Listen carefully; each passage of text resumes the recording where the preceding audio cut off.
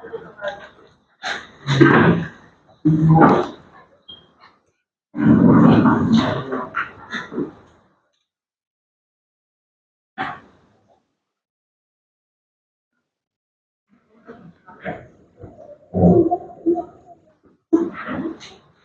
perkara pidana nomor 48 PPI 2026 Indramayu bersama terdakwa Rio Bagus Setiawan bin Mudjono Almarhum pada hari ini Kamis 18 Juni 2026 kembali dibuka dan dilakukan tersebut.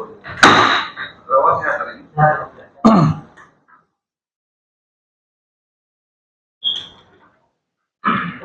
Silakan.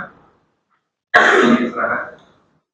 Maka penyerahan ini ya, Pak, baru pakai hasil.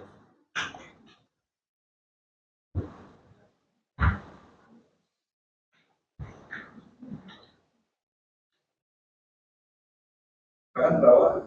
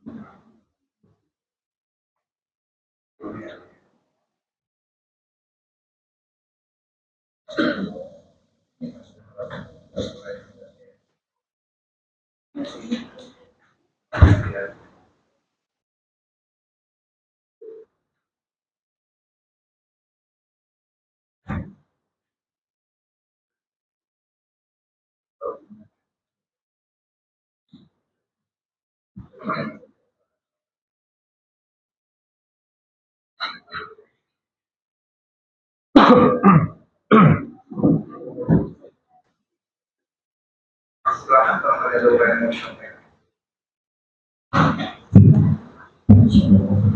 Terima kasih Ketua Majelis Mulia.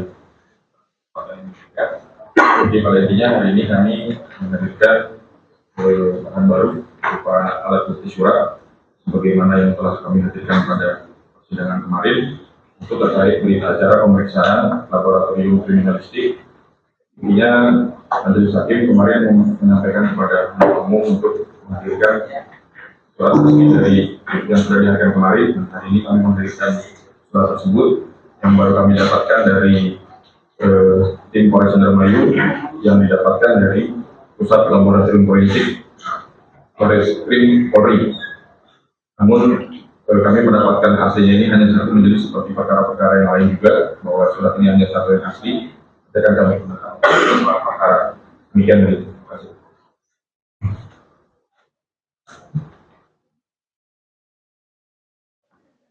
Ingin memberikan tanggapan atau sudah? Ya cukup ya, Mbak. Lanjutkan tuntutan ya. Siap, Majelis. Sudah siap. Sudah siap. Sudah berpadu dari Mbak. Di berpadu sudah. Sambil dibacakan bisa langsung diunggah saat ini. Siap, Mbak. Tadi belum bisa. Tadi belum bisa. Kami sambil berjalan.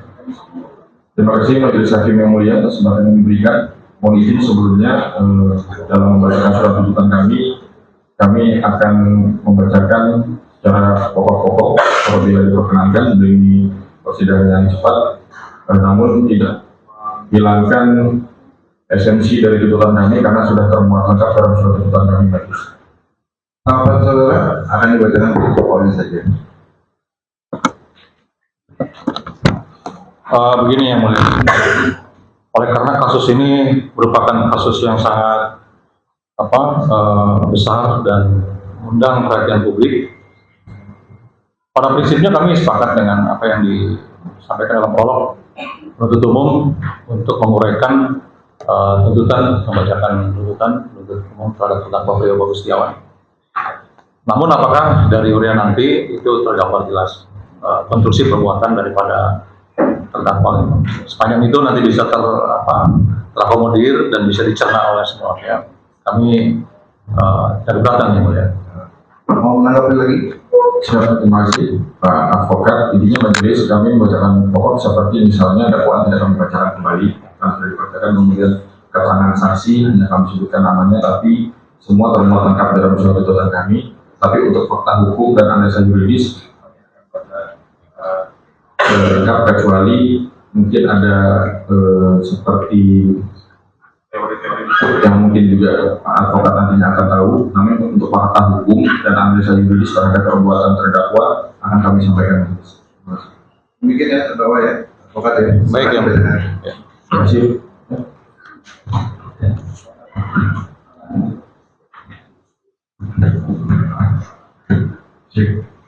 Bismillahirrahmanirrahim. Kejaksaan Negeri Indramayu demi keadilan dan kebenaran berdasarkan ketuhanan yang Maha Esa.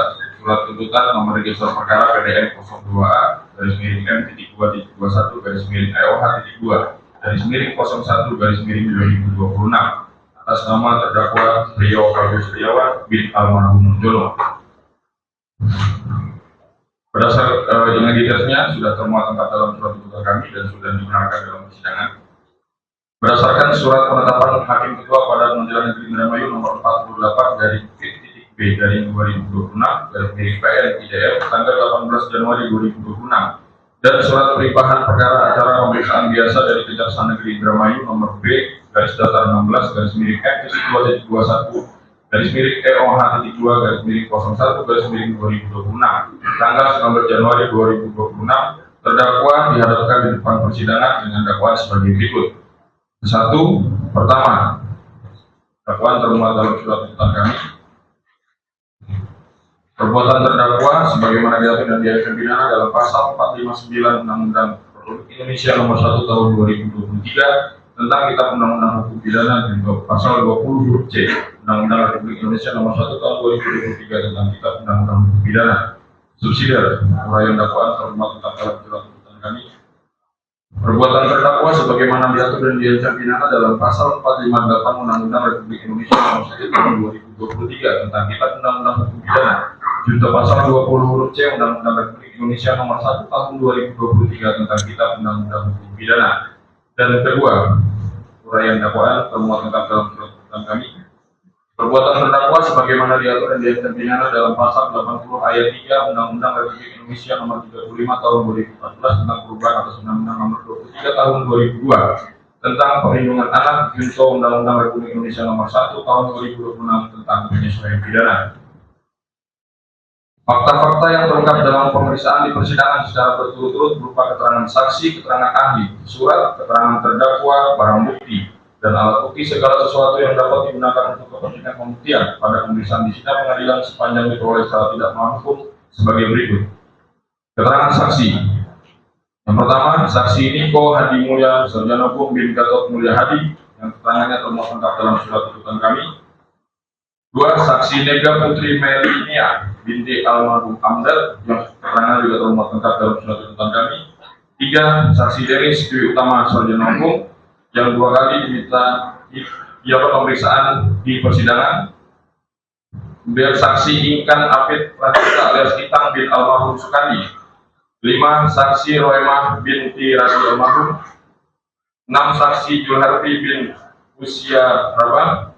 7, saksi Karsiti binti Karya. 8, saksi Evan Bagus Pratama bin Budi Herianto. 9, saksi Jaka Septiawan Keter bin Wawan Yuliawan. 10, saksi Anton Sudanto alias Astam bin Sukari. 11, saksi Cariwan alias Iwan bin Iswan. 12, saksi Sutikno alias Ile bin Asikin. 13, saksi Tarkiyah bin Almarhum Asim. 14, saksi Muhammad Rafi Ardiansah bin Subhan. 15, saksi Suni binti Karsudin. 16, saksi Rocky Milang bin Haris Hasan. 17, saksi Budiman bin Haris Hasan. 18, saksi Neti Setiawati binti Muhammad Saleh. 19, saksi Herudin bin Marjuk. 20, saksi Sela Sivia Levi binti Encer Suhendi yang semua keterangannya di bawah sumpah dan termuat lengkap dalam surat tuntutan kami. Juga telah diperdengarkan keterangan saksi Arcat atau saksi yang meringankan terdakwa, yaitu saksi Ririn Rifanto alias Irin bin Suwitno. Dalam keterangannya tidak disumpah karena berdasarkan pasal 218 huruf B dan pasal 219 KUHP. Sebelum keterangannya juga termuat lengkap dalam surat tuntutan kami. Juga telah didengarkan keterangan saksi verbalisan yaitu saksi Prasetyo dan saksi Teguh Budi, yang di bawah sumpah keterangannya termuat dalam surat tuntutan kami. Bahwa saksi-saksi perbalisan yang dihadirkan di persidangan telah melakukan pemeriksaan terhadap terdakwa dan saksi Didi Rifanto menurut prosedur dan tata cara yang diatur dalam undang-undang, serta tidak pernah mengarahkan, mengancam, dan melakukan paksaan dalam bentuk apapun pada saat pemeriksaan di penyidik. Maka pencabutan keterangan terdakwa dan saksi Didi Rifanto tersebut pada berita pemeriksaan penyidik adalah tidak beralasan. Berdasarkan jurisprudensi Mahkamah Agung RI nomor 414K garis miring 1984 tanggal 11 Desember 1980 menyatakan pencabutan keterangan terdakwa di persidangan tidak dapat diterima karena pencabutan keterangan tersebut tidak beralasan, dan berdasarkan jurisprudensi halaman 104 dari 114 halaman putusan nomor 28 garis miring P.Sus anak 2025 Pn sama Agung nomor 1043 garis miring K garis miring P garis 95 menyatakan pencabutan keterangan terdakwa di muka penyidik dengan alasan keterangan tersebut diberikan dalam keadaan paksa dan dipukuli tidak dapat dibenarkan sebab menurut pemeriksaan di muka persidangan tidak dapat bukti bahwa pemeriksaan terhadap terdakwa dan jika penyidikan telah dilakukan kekerasan dan semua keterangan terdakwa dalam berita acara pemeriksaan dibacakan kembali padanya, sehingga pencabutan keterangan tersebut tidak beralasan. Dengan demikian, keterangan tersebut merupakan petunjuk atas terdakwa. Mohon izin yang mulia. Terus sih. Ini kami belum menerima kopi tuntutannya. Setelah dibacakan akan diserahkan. Baik. Kalau sudah diupload di Padu bisa dibuka sebenarnya. Makanya kemarin sebelum tundaan mencapai sesaat sebelum itu sudah bisa dibuka. Ya, untuk apa dilanjutkan ya? Ya, penuntut belum upload. Terima kasih. Kami lanjutkan terus. Juga telah didengar keterangan ahli, yaitu ahli Dr. Andri Nur Rahman, spesialis forensik, yang keterangannya termuat dalam tuntutan kami. Juga telah dihadirkan bukti surat, yaitu berupa besok tertentu nomor fair garis miring 158 garis miring 9 Romawi garis miring 2025 garis miring Dopol tanggal 2 September 2025. Besok tertentu nomor fair garis miring 160 garis miring 9 Romawi garis miring 2025 garis miring Dopol tanggal 2 September 2025. Besok tertentu nomor fair garis miring 159 garis miring 9 Romawi garis miring 2025 garis miring Dopol tanggal 2 September 2025. Besok tertentu nomor fair 156 garis miring 9 Romawi garis miring 2025 garis miring Dopol tanggal 2 September 2025. Besok tertentu nomor fair 157 garis miring 9 Romawi garis miring 2025 garis miring Dopol tanggal 2 September 2025.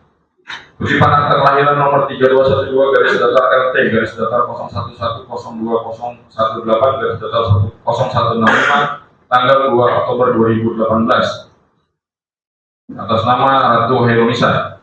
Surat keterangan lahir nomor 00584 garis miring RSMM garis miring 11 Romawi garis miring 2024 tanggal 2 November 2024 yang menyatakan pada hari Sabtu tanggal 23 November 2024 telah lahir seorang bayi perempuan atas nama ayah Tuan Budi Awaludin dan ibu Nyonya Ais Widitasari. Berita acara pemeriksaan perbandingan sidik jari nomor PSJ 03 garis miring 9 Romawi garis miring 2025 garis miring identifikasi garis miring Satreskrim tanggal 4 September 2025. Berita acara pemeriksaan perbandingan sidik jari nomor PSJ 04 garis miring 9 Romawi garis miring 2025 garis miring identifikasi garis miring Satreskrim tanggal 2 September 2025. Berita acara rekonstruksi tanggal 10 November 2025. Berita acara pemeriksaan laboratoris kriminalistik barang bukti nomor lab 6663 garis miring FKF garis miring 2025 tanggal 17 November 2025. Dan berita acara pemeriksaan laboratoris kriminalistik barang bukti nomor lab 3426 garis miring KBF garis miring 2026 tanggal 12 Juni 2026.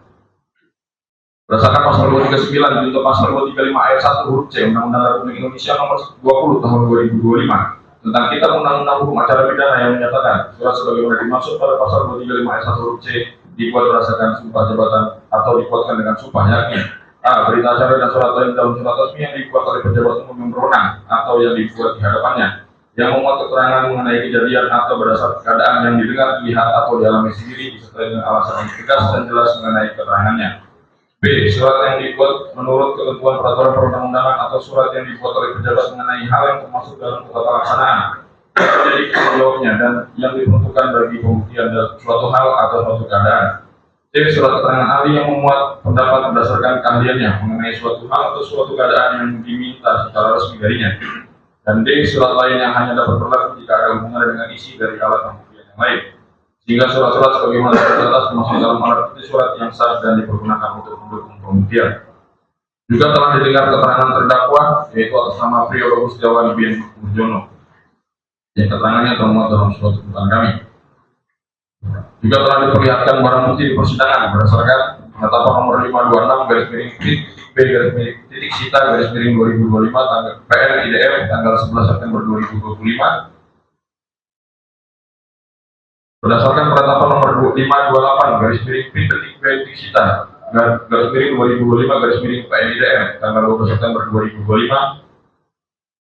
Berdasarkan penetapan nomor 532/B-CITA-2025 PN IDM tanggal 16 September 2025 dan berdasarkan penetapan nomor 538/B-CITA-2025 PN IDM tanggal 18 September 2025. Berdasarkan pasal 241 junto pasal 235 ayat 1 huruf P Undang-Undang Republik Indonesia nomor 20 tahun 2025 tentang Kitab Undang-Undang Hukum Acara Pidana yang menyebutkan bahwa barang bukti termasuk dalam salah satu alat bukti, sehingga barang bukti yang diajukan dalam persidangan ini yang telah disita secara sama menurut hukum merupakan alat bukti yang sah dan dipergunakan untuk mendukung pembuktian. Selanjutnya, alat bukti segala sesuatu yang dapat digunakan untuk kepentingan pembuktian pada pemeriksaan di persidangan di sidang pengadilan sepanjang diperoleh secara tidak melawan hukum. Bahwa pada hari Senin tanggal 18 Mei 2026 ketika persidangan terhadap perkara saksi Ririn Ivanto, lalu advokat saksi Ririn Ivanto menghadirkan terdakwa sebagai saksi acara atau saksi yang meringankan, dan dalam persidangan tersebut terdakwa mengakui bahwa yang melakukan pembunuhan terhadap korban Budi Awaludin dan keluarganya adalah terdakwa dan saksi Ririn Ivanto, di mana terdakwa mengatakan tidak melakukan pemukulan terhadap para korban dan hanya menimbun jenazah para korban. Lalu pada persidangan tersebut terdakwa menyampaikan korban Budi Awaludin telah dibunuh oleh saksi Ririn Ivanto di warung atau kios milik korban Budi Awaludin dan bukan di rumah korban Budi Awaludin, serta alat yang digunakan yaitu satu buah palu besi telah dibuang di selokan di depan toko Masito yang beralamat di Jalan Siliwangi, Kelurahan Oman, Kecamatan Indramayu, Kabupaten Indramayu, dan berada kurang lebih 50-100 meter dari rumah korban Budi Awaludin. Selanjutnya, berdasarkan keterangan terdakwa tersebut, lalu sekira pukul 15.30 Indonesia Barat, saksi Teguh Budi dan saksi Prasetyo selaku penyidik kepolisian serta anggota Satreskrim Polres Indramayu melakukan pencarian barang bukti yang disampaikan oleh terdakwa tersebut dan berhasil menemukan palu tersebut sesuai dengan keterangan dari terdakwa. Lalu pihak kepolisian dari Polres Indramayu beserta tim Inafis Polres Indramayu yang salah satunya adalah saksi Denis Dwi Utama SH melakukan olah TKP di warung atau kios milik korban Budi Awaludin. Dengan hasil olah TKP tersebut ditemukan 7 titik bercak darah di lokasi tersebut, warung atau kios yang sesuai dengan keterangan terdakwa. Lalu saksi Teguh Budi dan saksi Prasetyo melakukan pengecekan ulang terhadap CCTV yang berada di samping warung atau kios milik korban Budi Awaludin tersebut, dan berhasil menemukan adanya pergerakan dari terdakwa dan saksi Ririn Ivanto pada tanggal 29 dan 30 Agustus 2025, di mana pada tanggal 30 September sekira pukul 01.09 atau pukul 02.09 dari waktu CCTV, terdakwa dan saksi Ririn Ivanto sampai di warung atau kios milik korban Budi Awaludin lalu memindahkan jenazah korban Budi Awaludin ke mobil pick-up tersebut untuk dibawa ke rumah korban Budi Awaludin. Bahwa kemudian pada hari Jumat tanggal 22 Mei 2026, jaksa penuntut umum telah menerima penyerahan barang bukti tambahan dari penyidik Polres Indramayu berdasarkan berita acara penyerahan barang bukti tambahan tertanggal 22 Mei 2026, yaitu berupa satu buah palu besi dan satu buah flash disk yang berisi rekaman CCTV dari bengkel sebelah TKP toko, rekaman CCTV rumah sebelah kanan TKP, rekaman CCTV samping Aurelia Coffee Center, foto olah TKP warung korban Budi, video penemuan BB palu besi, dan data-data detail hasil pemeriksaan terhadap handphone Priyo Bagus Setiawan dan handphone Ririn Ivanto. Bahwa seluruh barang tersebut telah diperoleh secara tidak melawan hukum dan telah dihadirkan ke persidangan dan dapat dijadikan sebagai alat bukti sehingga dapat dipergunakan untuk kepentingan pembuktian pada persidangan pemeriksaan di sidang pengadilan dan merupakan alat bukti yang sah serta dipergunakan untuk mendukung pembuktian. Dua, analisa yuridis berdasarkan fakta-fakta yang terungkap dalam persidangan, maka sampai kami pada pembuktian mengenai unsur-unsur tidak pidana didakwakan. Oleh karena dakwaan yang diajukan berbentuk kombinasi atau kumulatif dan subsidiaritas, yaitu persatu primer melanggar pasal 459 Undang-Undang RI Nomor 1 Tahun 2023 tentang KUHP, junto pasal 20 huruf C Undang-Undang RI Nomor 1 Tahun 2023 tentang KUHP. Subsidiar pasal 458 Undang-Undang RI Nomor 1 Tahun 2023 tentang KUHP, junto pasal 20 huruf C Undang-Undang RI Nomor 1 Tahun 2023 tentang KUHP. Dan kedua, pasal 80 ayat 3 Undang-Undang RI Nomor 35 Tahun 2014 tentang perubahan atas Undang-Undang Nomor 23 Tahun 2002 tentang perlindungan anak, junto Undang-Undang RI Nomor 1 Tahun 2026 tentang penyesuaian pidana. Maka penuntut umum akan membuktikan dakwaan dengan cara membuktikan dakwaan tersebut terlebih dahulu, yaitu pasal 459 Undang-Undang RI Nomor 1 Tahun 2023 tentang KUHP, junto pasal 20 huruf C Undang-Undang RI Nomor 1 Tahun 2023 tentang KUHP dengan unsur sebagai berikut. 1. Setiap orang. 2. Yang dengan rencana terlebih dahulu. 3. Merampas nyawa orang lain. 4. Turut serta melakukan tindak pidana dengan analisis yuridis sebagai berikut. Izin majelis dilanjutkan oleh karya.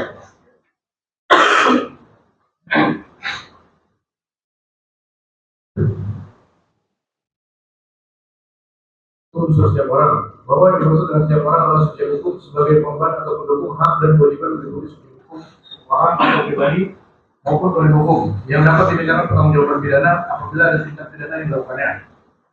Setiap orang sebagai subjek hukum yang melakukan suatu tindak pidana yang dapat dipertanggungjawabkan perbuatannya kepadanya, konsekuensi dari dapat atau tidaknya subjek hukum tersebut dipidana harus dilihat dari ajaran pertanggungjawaban.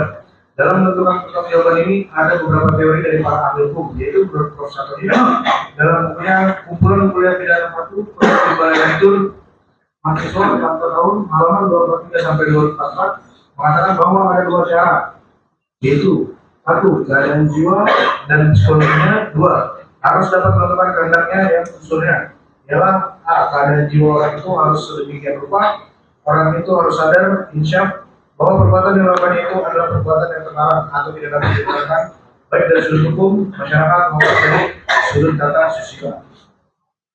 Bahwa ajaran Clarence Sebastian adalah menentukan adanya alasan pemaaf dan alasan pembenar sebagai dasar peniadaan pidana. Apabila syarat-syarat tersebut terpenuhi, maka tidak terdapat pada diri berbuat jelek tentang alasan pemaaf maupun alasan pembenar sebagai dasar peniadaan pidananya. Bahwa pada persidangan terdakwa Priyo Bagus Setiawan telah membenarkan identitasnya yang dibacakan sesuai surat dakwaan dan memahami seluruh isi surat dakwaan dari jaksa penuntut umum, maka ditemukan fakta bahwa ia juga terbukti mampu dan pantas untuk diminta pertanggungjawaban secara hukum. Hal ini didasarkan pada fakta-fakta bahwa sejak awal hingga akhir tahapan pemeriksaan persidangan, terdakwa telah memperlihatkan kesehatan jasmani, rohani, serta kecakapan dan kemampuan yang dimilikinya untuk dapat mencerna, menjawab, dan menjelaskan pertanyaan-pertanyaan yang diajukan kepadanya dengan baik dan sempurna. Bahwa terdakwa Priyo Bagus Setiawan adalah subjek hukum yang identitasnya sebagaimana dinyatakan dalam berita acara pemeriksaan tersangka di tahap penyidikan, berita acara penelitian tersangka di tahap penuntutan, maupun sebagaimana dilampirkan dalam berkas perkara berupa surat-surat yang terdapat identitas terdakwa di persidangan. Hakim telah menanyakan identitas terdakwa dan telah dibenarkan oleh terdakwa sehingga terhindar dari teror impersonal. Bahwa terdakwa Priyo Bagus Setiawan sebagai subjek hukum pendukung hak dan kewajiban berada dalam keadaan sehat jasmani maupun rohani sehingga mampu menginsyafi perbuatan pidana yang dilakukannya. Dalam diri dan perbuatan terdakwa juga tidak terdapat alasan pemaaf dan pembenar dan tidak termasuk dalam ketentuan pasal 44, 48, 49, 50, 51 KUHP yang mengacuannya menjadi pasal 31, 32, 33, 34, 35, 40, 41, 42, 43, dan 44 Undang-Undang Republik Indonesia Nomor 1 Tahun 2023 tentang Kitab Undang-Undang Hukum Pidana, sehingga terhadap terdakwa dapat diminta pertanggungjawaban pidana.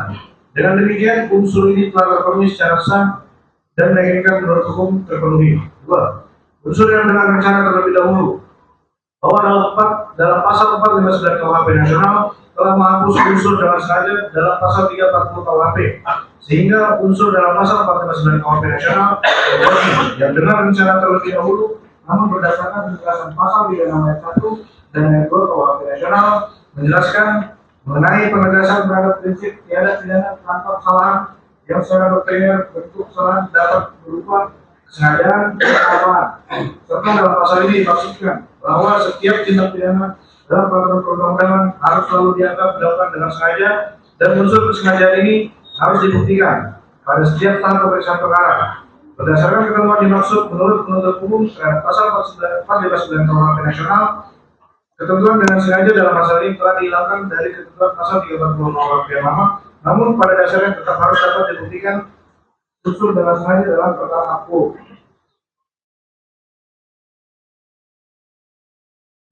bahwa unsur dengan rencana terlebih dahulu merupakan kepanjangan dari adanya unsur dengan sengaja yang telah dibahas di atas. Bahwa jika membahas mengenai unsur yang dengan rencana terlebih dahulu dalam pasal 459 KUHP nasional atau yang sebelumnya pasal 340 KUHP, maka menurut penuntut umum perlu dibahas dogmatika hukum pidana menurut Prof. Sudarto bahwa dikenal macam-macam kesengajaan yang dalam konteks teori dikenal dolus premediatus. Istilah ini meliputi bagaimana pembentukan kesengajaan yang bukan merupakan corak atau tingkat kesengajaan menurut Prof. dan Frederick Dolus. Dolus premediatus yaitu dolus yang dipertimbangkan secara matang. Dalam literatur hukum Jerman, dolus premediatus dikenal sebagai berarti yang mensyaratkan 3 hal. Pertama, pelaku memutuskan kehendak dalam keadaan tenang. Kedua, ada jangka waktu yang cukup antara keputusan kehendak dan pelaksanaan kehendak. Ketiga, pelaksanaan kehendak dilakukan dalam keadaan tenang. Bahwa mengenai dengan rencana terlebih dahulu pada dasarnya mengandung 3 syarat atau unsur, yaitu 1. Memutuskan kehendak dalam suasana tenang. 2. Ada tersedia waktu yang cukup atau tenggang waktu sejak timbulnya kehendak sampai dengan pelaksanaan kehendak. 3. Pelaksanaan kehendak perbuatan dalam suasana tenang. Perbuatan menghilangkan nyawa orang lain. Perbuatan menghilangkan nyawa dirumuskan dalam bentuk aktif dan abstrak.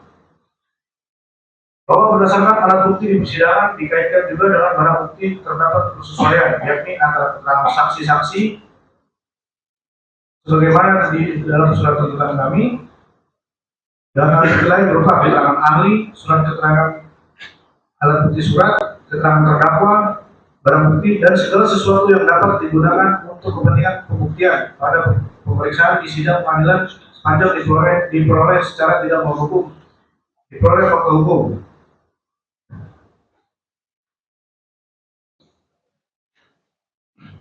Bahwa benar telah terjadi pembunuhan berencana pada hari Sabtu tanggal 29 Agustus 2025 sekira pukul 01.00 WIB bertempat di sebuah rumah di Jalan Siliwangi nomor 52, Kelurahan Kauman, Kecamatan Indramayu, Kabupaten Indramayu, Provinsi Jawa Barat. Bahwa benar pada hari Minggu tanggal 24 Agustus 2025 sekira pukul 13.00 WIB, saksi Ririn Rifanto menceritakan kepada terdakwa akan menghabisi nyawa korban Budi Awaludin dan akan menjanjikan kepada terdakwa akan mendapatkan uang sebesar 100 juta rupiah. Lalu saksi Ririn Rifanto meminta terdakwa untuk menyiapkan sebuah palu besi. Namun karena gagal palu besi tersebut terlalu panjang, kemudian saksi Ririn Rifanto memberikan uang sebesar 25.000 rupiah dan meminta terdakwa untuk memotong gagal palu besi tersebut.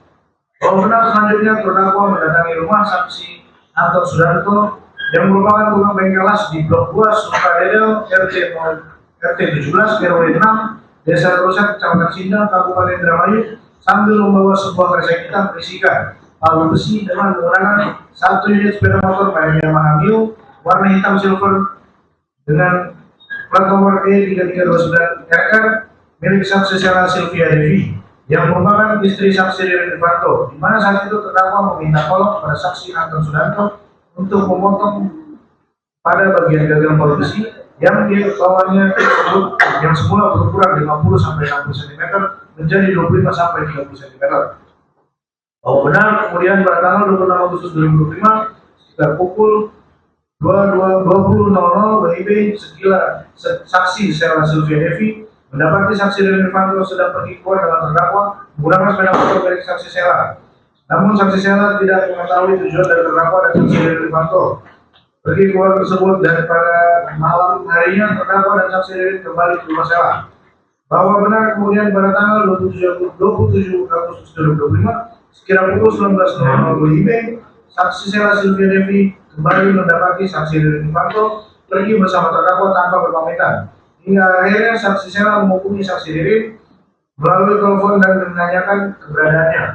Lalu saksi Ririn Rifanto mengatakan bahwa saksi Ririn Rifanto sedang berada di rumah korban Budi Awaludin dengan tujuan untuk menyewa mobil dari korban Budi Awaludin yang akan digunakan berangkat ke Serang Banten untuk mengurus penjualan tanah milik kakek saksi Ririn Rifanto yang berada di Indramayu dan pada saat itu saksi Ririn Rifanto tidak pulang ke rumah. Bahwa benar pada tanggal 28 Agustus 2025 sekira pukul 19.00 WIB terdakwa berkunjung ke rumah saksi Ririn Rifanto yang kemudian diajak oleh saksi Ririn Rifanto ke rumah ibu saksi Ririn Rifanto di daerah Kauman. Lalu setelah dari rumah ibu saksi Ririn Rifanto, terdakwa dan saksi Rene Irvanto mendatangi rumah korban Budi Awaludin untuk membicarakan bisnis sembako. Kemudian sekira pukul 19.23 WIB, saksi Sylvia Devi menghubungi saksi Rene Irvanto via video call untuk menanyakan lokasi saksi Rene Irvanto karena pada waktu tersebut saksi Rene Irvanto masih belum pulang ke rumah. Bahwa benar, kemudian saksi Rene Irvanto menjawab telepon tersebut dengan berkata bahwa saksi Rene Irvanto sedang di rumah korban Budi Awaludin dengan menunjukkan keadaan sekitar, di mana saksi Rene Irvanto sedang duduk sendiri di sofa berwarna merah tua dengan latar tembok warna pink, yang kemudian saksi Rene Irvanto menjelaskan bahwa alasan saksi Rene Irvanto masih berada di rumah korban Budi Awaludin yaitu merayu korban Budi Awaludin agar memberikan harga sewa yang murah. Selanjutnya terdakwa dan saksi Rene Irvanto pergi dari rumah korban Budi Awaludin. Bahwa benar, kemudian sekira pukul 23.30 WIB, terdakwa dan saksi Rene Irvanto kembali lagi ke rumah korban Budi Awaludin dan saksi Rene Irvanto mengatakan pada korban Budi Awaludin akan ada barang sembako yang datang ke warung atau kios milik korban Budi Awaludin pada pukul 01.00 WIB.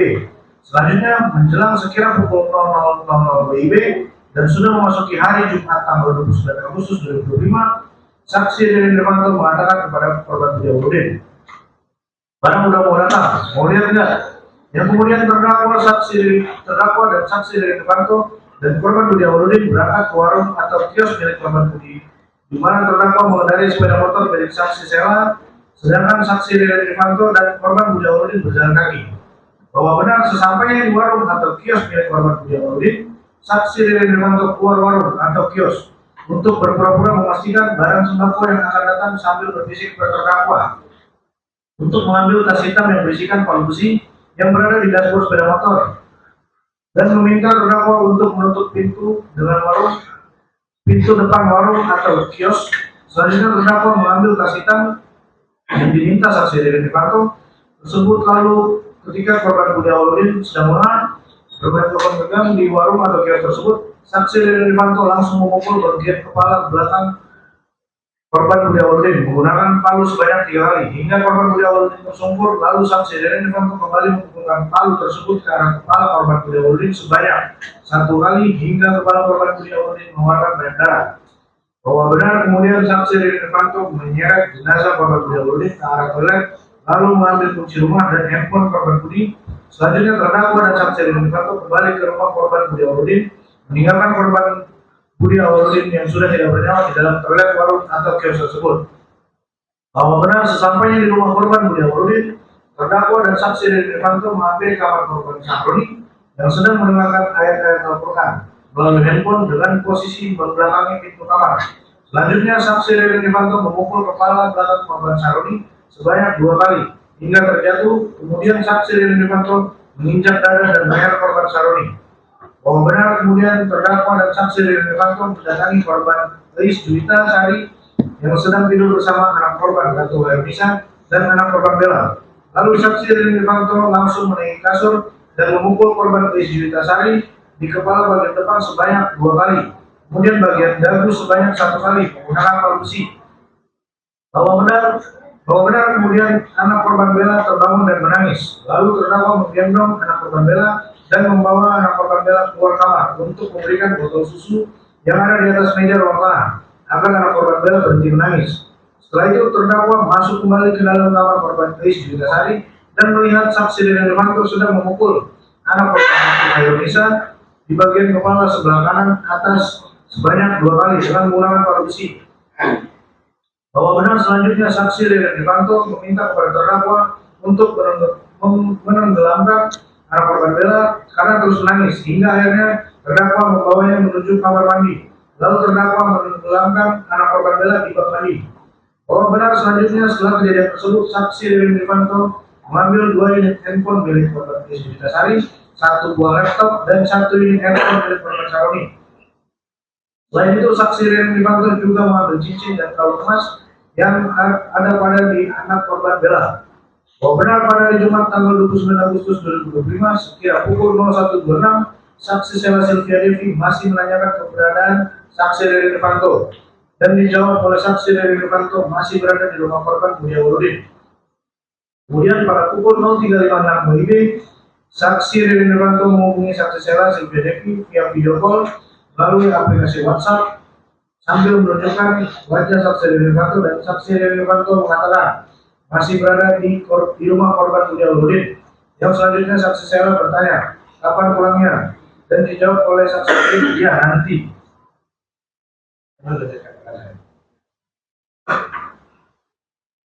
Bahwa benar selanjutnya pada pukul 07.13, kemudian saksi Sela Cynthia Dewi masih menanyakan kepada saksi Riri Fanto dengan mengatakan, masih lama enggak? Sini pulang dulu, kalau masih lama, keterangan tadi malam enggak sunnah. Dan kemudian dijawab oleh saksi Riri Fanto, nanti ingat Budi dulu ke rumah mobil. Lalu dijawab kembali oleh saksi Sela, jangan bohong. Bahwa benar kemudian pada hari Jumat tanggal 29 Agustus 2025 sekitar pukul 12.00, saksi Riri Fanto meminta terdakwa untuk menjual cincin dan gelang emas milik anak korban gelap, dan sekira pukul 12.01 WIB terdakwa berangkat ke arah Pasar Mambu Indramayu dengan menggunakan sepeda motor Suzuki X warna hijau putih milik korban Budi Awaludin untuk menjualkan cincin dan gelang emas tersebut. Bahwa benar kemudian pada pukul 13.01 WIB saksi Riri Fanto datang dari arah rumah korban Budi Awaludin menggunakan sepeda motor milik korban Budi Awaludin dan berhenti di warung atau kios milik korban Budi Awaludin. Lalu saksi Riri Fanto berjalan menuju samping warung atau kios milik korban Budi Awaludin untuk mengecek dan mengawasi di sekitar warung atau kios tersebut apakah ada yang sudah mengetahui perbuatan mereka atau belum. Lalu sekira pukul 13.03 WIB saksi Riri Fanto pulang ke rumah saksi Sela untuk mandi dan meminta uang kepada saksi Sela untuk ongkos perjalanan ke Banten dengan alasan meminta tanda tangan kakek dari saksi Ririn terkait penjualan sawah milik kakek dari saksi Ririn di Indramayu. Lalu saksi Sela memberikan uang sejumlah Rp500.000 pada saksi Ririn Fanto. Bahwa benar selanjutnya pada pukul 14.10 WIB setelah diberikan uang oleh saksi Sela, saksi Ririn berpamitan pergi ke rumah korban Budi Awaludin. Dan sekira pukul 14.30, saksi Ririn sampai di rumah korban Budi Awaludin.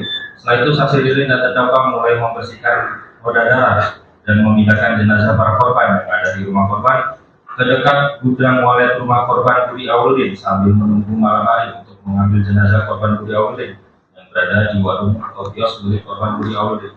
Bahwa benar setelah itu pada pukul 17.47, WIB saksi Sela kembali menghubungi saksi Ririn Fanto dan menanyakan kepada saksi Ririn, sudah berangkat ke Banten belum? Lalu dijawab oleh saksi Ririn, belum, mobilnya Budi mogok.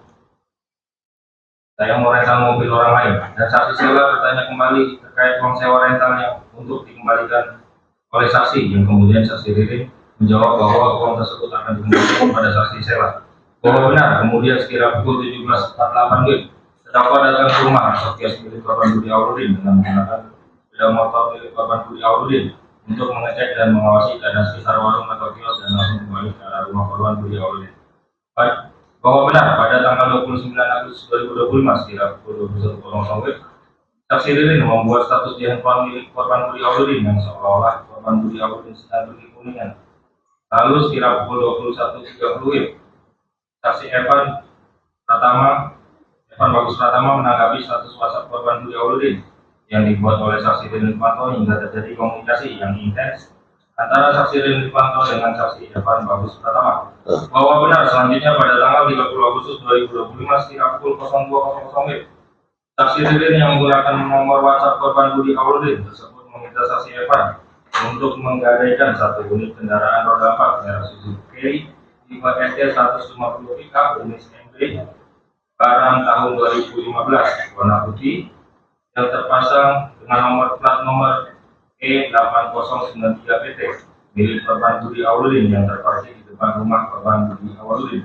Bahwa benar kemudian sekira pukul 02.00 WIB terdakwa dan saksi Ririn kembali ke warung atau kios milik korban Budi dengan mengendarai mobil pickup milik korban Budi, dan sesampainya di warung atau kios tersebut terdakwa dan saksi Ririn membungkus jenazah korban Budi dengan terpal dan diangkat menggunakan bambu. Selanjutnya jenazah korban Budi Awaludin dimasukkan ke dalam mobil dengan posisi saksi Ririn mengendarai mobil pickup dan jenazah korban Budi diletakkan di sebelah saksi Ririn, sedangkan terdakwa berada di bagian belakang mobil pickup tersebut.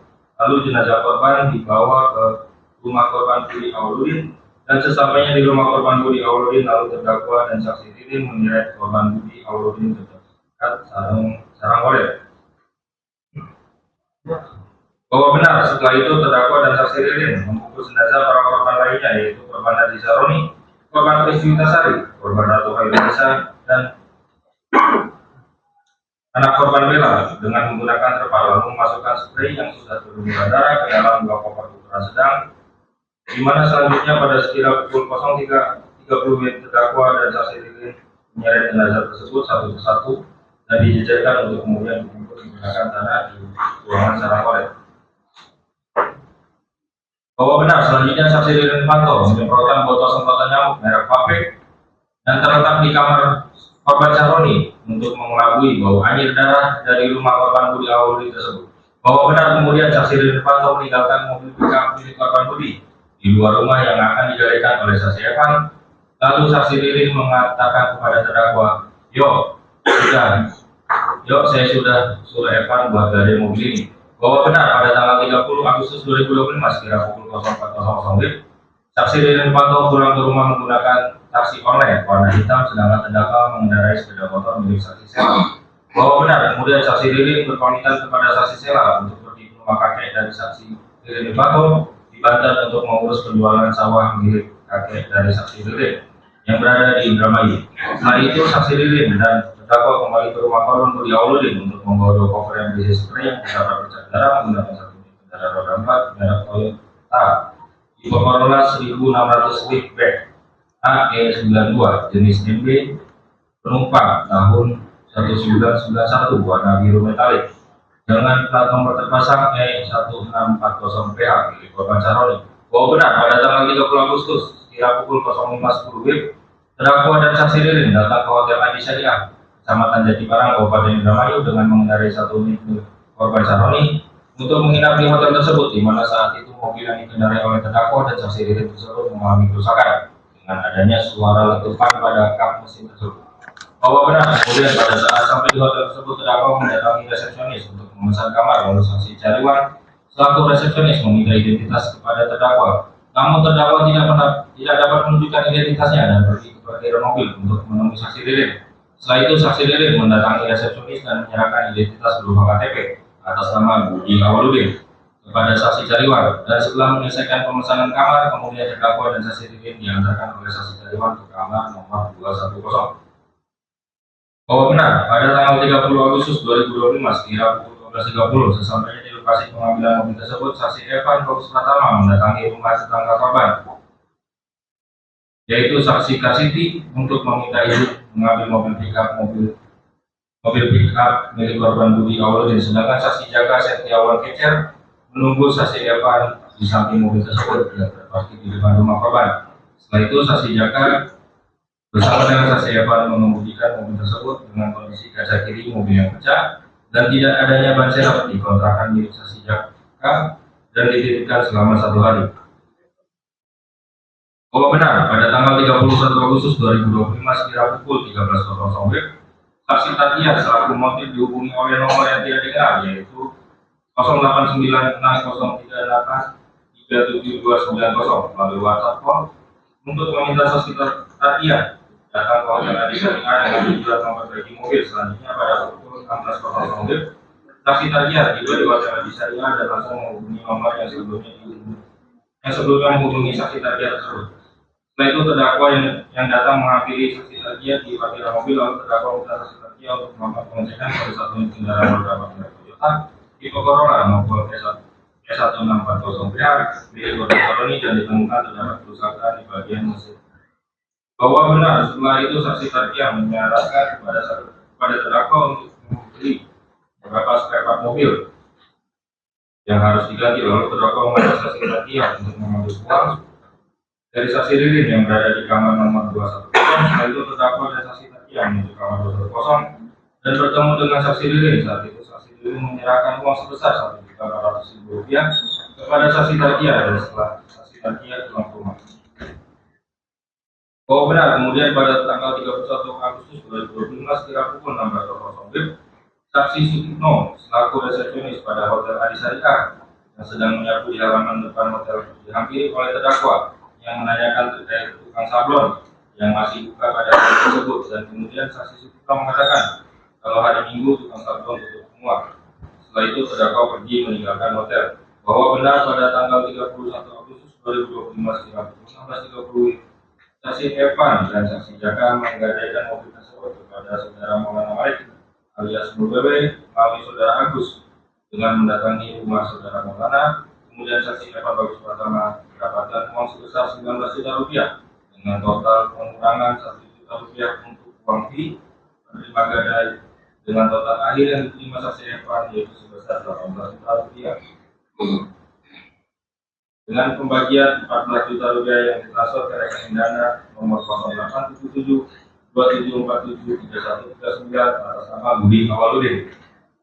1 juta rupiah yang dibagi kepada saksi Evan dan saksi Jaka dan saudara Agus, dan sisa dari penggadaian tersebut digunakan untuk penggantian kaca mobil dan ban serep selama waktu gadai berlangsung.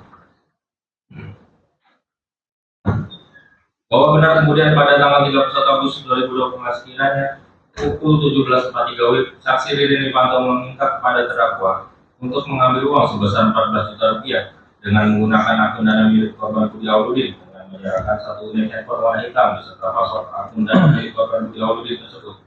Lalu terdakwa datang ke konter drilling milik saksi Suni di Desa Bulak, Blok Desa 1 RT 001 RW 001 Kecamatan Jatibarang Kabupaten Indramayu untuk melakukan penarikan uang sebesar 14 juta rupiah melalui rekening dana. Namun saksi Suni menolak untuk melakukan penarikan dengan jumlah tersebut dengan alasan limit penarikan uang dari akun dana hanya sebesar 3 juta rupiah.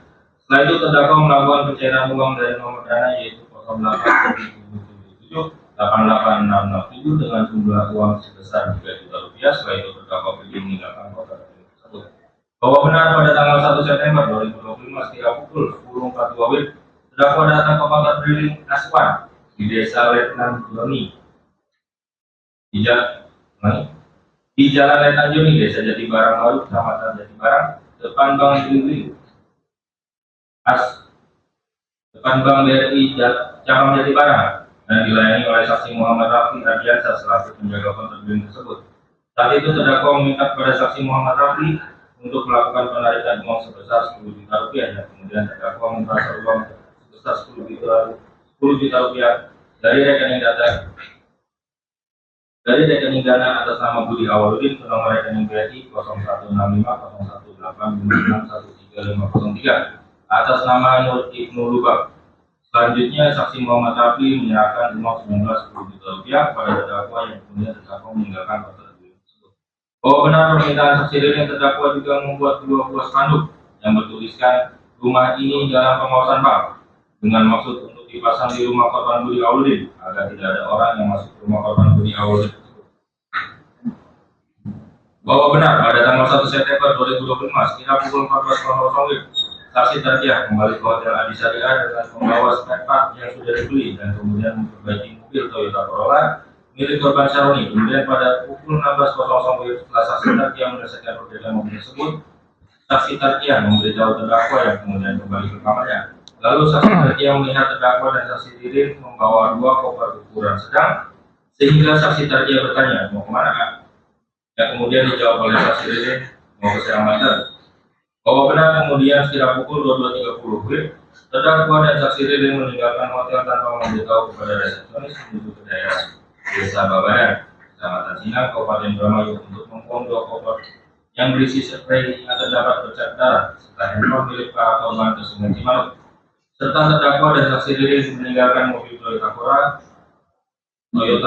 milik korban Saroni di belakang Masjid Samsul Posyandu di Desa Babadan, yang merupakan daerah rumah saksi Evan, untuk membuat alibi seolah-olah ada keterlibatan saksi Evan dalam hilangnya korban Budi dan keluarga.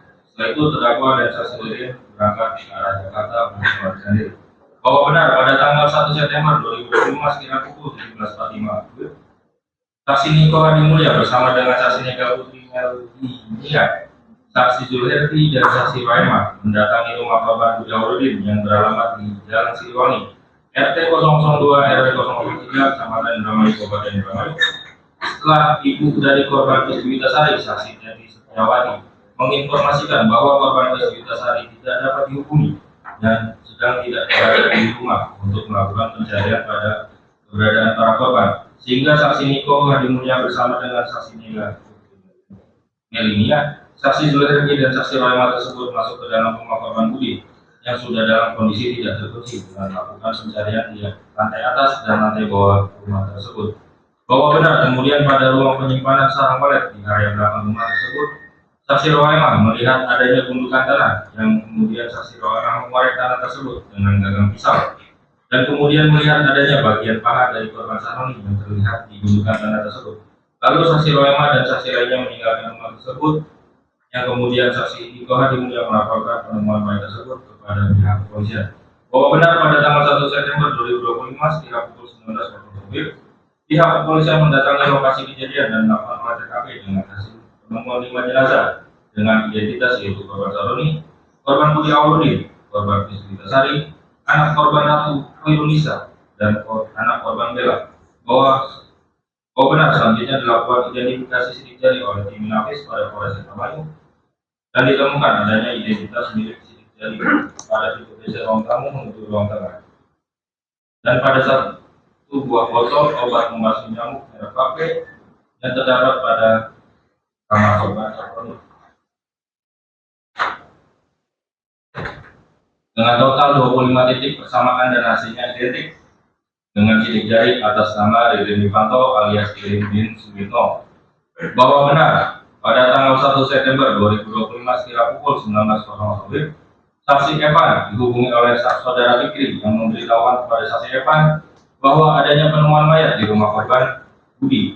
Mengetahui kabar tersebut, saksi Evan yang telah menggadaikan mobil milik korban Budi merasa khawatir akan terlibat dalam kasus tersebut, sehingga saksi Evan menanyakan solusi kepada saudara Fikri, yang kemudian saudara Fikri menyuruh saksi Evan untuk menemui saksi Inka Nafit Francisca dari Sport Center Indramayu. Setelah itu saksi Evan bersama dengan mertuanya menemui saksi Inka untuk menceritakan bahwa saksi Evan dan saksi Jaka hanya menggadaikan mobil milik korban Budi Awaludin dan tidak terlibat dalam kasus pembunuhan tersebut. Kemudian saksi Jaka Septiawan Kecer datang ke Sport Center dan pihak kepolisian dari Polres Indramayu langsung mengamankan dan membawa saksi Evan dan saksi Jaka ke Polres Indramayu. Kami lanjutkan lagi. Apabila sejak pukul 22 Desember ketika saksi Evan masih mengamankan diri di kepolisian, saksi Ririn beberapa kali menghubungi saksi Evan yang kemudian tidak dijawab oleh saksi Evan. Lalu pada pukul 22.30 saksi Ririn juga menghubungi istri dari saksi Evan yang merupakan saudara sepupu dari saksi Sela dengan mengatakan bahwa pelaku pembunuhan keluarga Koman adalah saksi Evan dengan alasan karena saksi Evan telah membawa kabur satu unit kendaraan roda 4 merek Suzuki Carry milik korban Budi. Bahwa benar kemudian pada tanggal 2 September 2025 sekitar pukul 2 Indonesia Barat, saksi Ririn kembali menghubungi saksi Evan beberapa kali namun tidak diangkat oleh saksi Evan. Hingga akhirnya saksi Ririn mengirimkan pesan menggunakan aplikasi WhatsApp dengan mengatakan, "Woi Pan, angkat, para Sipan, kamunya pelakunya soalnya kamu bawa mobil Budi. Tiga Sipan siraku, pantas kamu tuh ya janjian sama jaga kejar musuh rencana. Kamu sekarang di mana Pan?" Setelah itu pada pukul 2.25 Indonesia Barat, saksi Evan mendapatkan pesan dari nomor yang tidak dikenal yaitu 08954028132292 yang mengatakan, "Bos, bentar ya, kita orang melu-melu sampean buku pokok dan betul mobilnya kita ke mobil tak balik di rumah yang sampean aja gawa-gawa kita."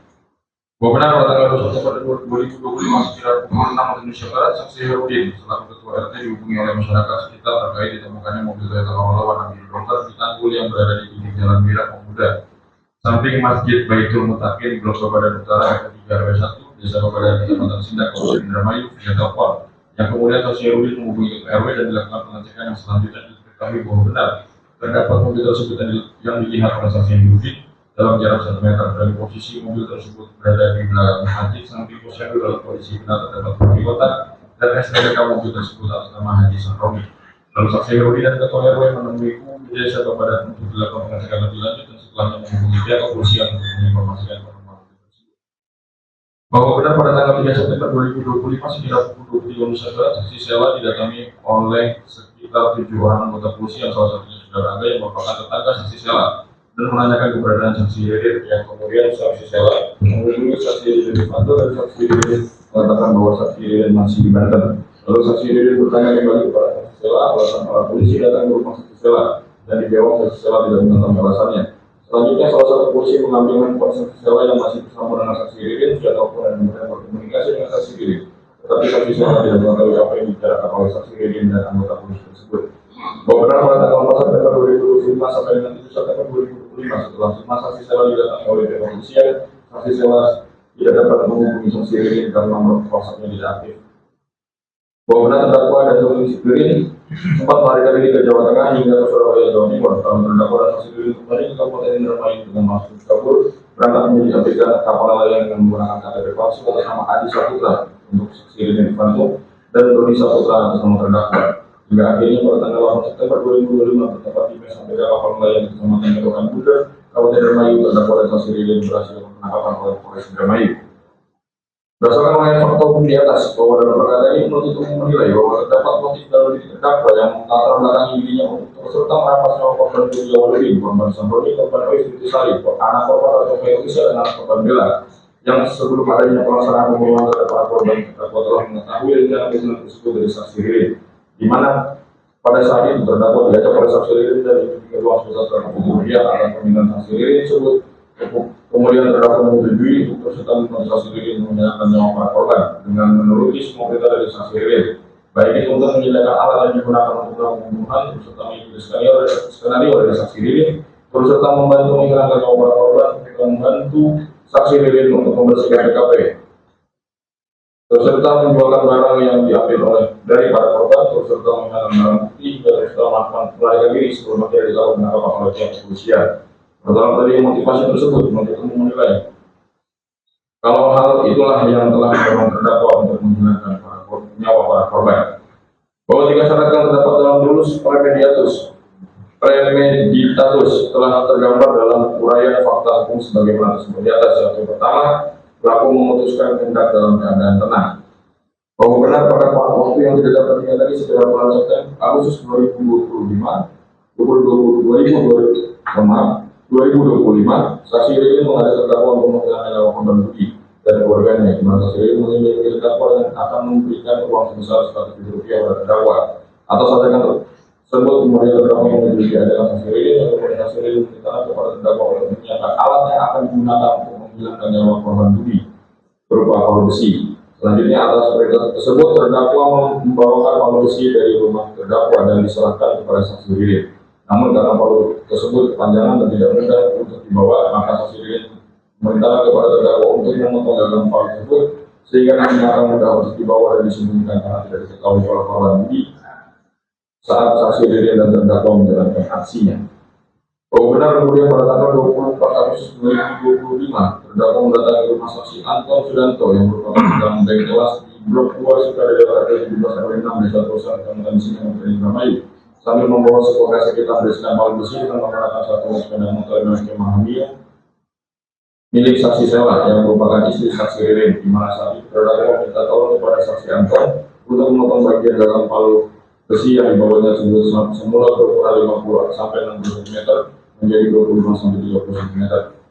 Bahwa benar setelah gagang palu tersebut berhasil dipotong, kemudian terdakwa menyerahkan palu tersebut kepada saksi Ririn. Saksi Ririn menjelaskan kepada terdakwa rencana yang akan digunakan untuk menggunakan nyawa korban Budi dan keluarga yang itu saksi Ririn dan terdakwa berpura-pura akan menawarkan bisnis kepada korban Budi. Bahwa benar pada tanggal 28 Agustus 2025 sekitar pukul 5 Indonesia Barat, saksi Ririn dan terdakwa menjalankan rencana sebelumnya, di mana awalnya saksi Ririn dan terdakwa pergi ke rumah ibu saksi Ririn di daerah Pomal untuk menghilangkan kecurigaan dari istri saksi Ririn, yaitu saksi Sela. Lalu setelah dari rumah ibu saksi Ririn, terdakwa dan saksi Ririn kembali kemudian mendatangi rumah korban Budi Awaludin untuk membicarakan bisnis sembako dan mengatakan kepada korban Budi bahwa nanti malam sembako yang dipesan tersebut akan langsung diantarkan ke warung mata kios milik korban Budi. Hingga akhirnya saksi Ririn bersepakat dengan korban Budi untuk bertemu kembali pada malam harinya. Selanjutnya terdakwa dan saksi Ririn pergi ke rumah korban Budi. Bahwa benar kemudian sekira pukul 23.30 Indonesia Barat, terdakwa dan saksi Ririn kembali lagi ke rumah korban Budi dan saksi Ririn mengatakan kepada korban Budi akan ada barang sembako yang datang ke warung atau kios milik korban Budi pada pukul 01 waktu Indonesia Barat. Selanjutnya menjelang sekira pukul 00 waktu Indonesia Barat dan sudah memasuki hari Jumat tanggal 29 Agustus 2025, saksi Ririn mengajak korban Budi ke kios atau warung milik korban Budi. Kemudian terdakwa saksi Ririn dan korban Budi berangkat ke warung atau kios milik korban Budi, di mana terdakwa mengendarai Sepeda motor milik saksi Sela, sedangkan saksi Ririn dan korban Budi berjalan kaki. Beberapa sampainya di warung atau kios milik korban Budi Awaludin, saksi Ririn keluar warung atau kios untuk pura-pura memastikan barang sembako yang akan datang sambil berusi kepada terdakwa untuk mengambil tas hitam yang berisikan balon besi yang berada di dashboard sepeda motor dan meminta terdakwa untuk menutupi di depan warung. Selanjutnya terdakwa mengambil tas hitam yang diminta saksi Ririn tersebut, lalu ketika korban Budi sedang bermain di warung tersebut, saksi Ririn langsung memukul bagian kepala korban Budi menggunakan palu sebanyak 3 kali hingga korban Budi langsung lalu saksi Ririn kembali memukulkan palu sampai ke arah kepala korban Budi sebanyak 1 kali hingga kepala korban Budi menggunakan darah. Beberapa kemudian saksi Ririn menyeret jenazah korban Budi ke arah toilet dan mengambil kunci rumah dan handphone korban Budi. Terdakwa dan saksi Ririn kembali ke rumah korban Budi meninggalkan korban Budi yang sudah tidak bernyawa di dalam toilet warung atau kios tersebut. Bahwa benar sampainya di rumah korban Budi, terdakwa dan saksi Ririn mengambil kamar korban Saroni yang sedang menonton ayat Al-Quran melalui handphone yang posisi membangun di kamar. Selanjutnya saksi Ririn memukul kepala belakang korban Saroni sebanyak 2 kali hingga terjatuh yang kemudian saksi Ririn menginjak dada korban Saroni. Bahwa benar terdakwa dan saksi Ririn mendatangi kamar korban Aisyah yang sedang tertidur bersama anak korban Rasul dan anak korban Bella. Lalu saksi Ririn langsung menaiki kasur dan memukul korban Aisyah di kepala bagian atas sebanyak 2 kali, kemudian bagian dagu sebanyak 1 kali menggunakan polisi. Beberapa rekan anak korban Bella dengan terbangun dan menangis, lalu terdakwa menggendong anak korban Bella dan membawa anak korban Bella keluar kamar memberikan titik susu yang ada atas meja ruang tengah agar anak korban Bella berhenti menangis. Setelah itu terdakwa masuk ke kamar korban Ais dan melihat saksi Ririn sedang memukul anak korban Ratu dan di bagian kepala sebelah kanan atas sebanyak 2 kali dengan menggunakan polisi. Beberapa selanjutnya saksi Ririn meminta kepada terdakwa untuk menenggelamkan anak korban karena terus menangis. Akhirnya terdakwa membawanya menuju kamar mandi lalu terdakwa menenggelamkan anak korban Bella di kamar mandi. Fakta tersebut dapat memperlihatkan adanya suasana tenang dari terdakwa dalam mengambil keputusan terus serta menyenangkan nyawa korban Budi Awaludin, korban Saroni, korban Aisyah Tazali, anak korban Ratu Indonesia dan anak korban Bella dalam memutuskan hendak terus serta menghilangkan nyawa para korban. Berdasarkan fakta di atas dapat terlihat suasana atau batin yang tenang dari diri terdakwa, di mana ada persiapan yang dilakukan oleh terdakwa dan saksi Ririn. Ada rentang waktu berpikir yang cukup banyak dari terdakwa untuk memikirkan apakah dirinya akan tetap melakukan aksinya atau mengurungkan niatnya dari saat perencanaan sampai kepada pelaksanaan. Dengan terdakwa tetap terus serta menghilangkan nyawa para korban yang dapat dikatakan terdakwa telah mengkaji konsekuensi keuntungan atau kerugian yang akan terjadi. Dalam fakta tersebut juga terdakwa tidak ada niat untuk berhenti atau menghentikan saksi Ririn untuk menghilangkan nyawa para korban, padahal ada banyak kesempatan dalam diri terdakwa untuk melakukan hal tersebut. Namun terdakwa masih terus serta melakukan perbuatan tersebut sehingga dapat dipandang terdakwa menghindari peristiwa tersebut terjadi. Berdasarkan fakta tersebut, maka pemikiran dapat dimaknai menurut umum hanya dapat dilakukan dalam suasana tenang, dan dalam suasana tersebutlah dia akhirnya memutuskan hendak untuk berbuat dan telah memikirkan pula bagaimana cara dia akan melaksanakannya, di mana perbuatan itu tidak diwujudkan seketika itu juga. Kedua, ada jangka waktu yang cukup antara keputusan kehendak dan pelaksanaan kehendak. Dari fakta di atas terdapat jangka waktu yang cukup antara keputusan kehendak dan terdakwa, yaitu pada waktu yang tidak dapat diingat kembali pada bulan 2025 saat saksi Ririn memiliki rencana untuk menghilangkan nyawa korban Budi dan keluarganya yang kemudian rencana itu disampaikan kepada terdakwa untuk mendapat persetujuannya. Kemudian pada tanggal 24 Agustus 2025 terdakwa mempersiapkan alat yang digunakan oleh saksi Ririn dan terdakwa hingga pelaksanaan kehendaknya di tanggal 24 Agustus 2025. Jarak waktu ini dapat dikategorikan dalam jarak waktu yang cukup, tidak terlalu singkat, di mana terdakwa dan saksi Ririn memiliki kesempatan untuk berpikir atau mempertimbangkan segala sesuatunya, dan juga waktu tersebut dipandang tidak perlu lama karena masih dapat menggambarkan adanya hubungan antara pengambilan keputusan kehendak untuk membunuh dengan pelaksanaan pembunuhan. 3. Pelaksanaan kehendak dilakukan dalam keadaan tenang. Maksudnya suasana hati pada saat pelaksanaan itu tidak dalam suasana yang tergesa-gesa, amarah tinggi, rasa takut yang berlebihan dan lain sebagainya. Artinya pelaku sudah berpikir secara matang dan terstruktur untuk melaksanakan niatnya. Dari fakta di atas dapat terlihat pelaksanaan kehendak yang dilakukan dalam keadaan tenang, yaitu 1. Bahwa dari awal terdakwa telah mengetahui rencana dari saksi Ririn untuk menghilangkan nyawa korban Budi, korban Saroni, korban Ais, anak korban Ratu dan anak korban Bella. Dengan iming-iming yang mendapat uang sebesar 100 juta rupiah.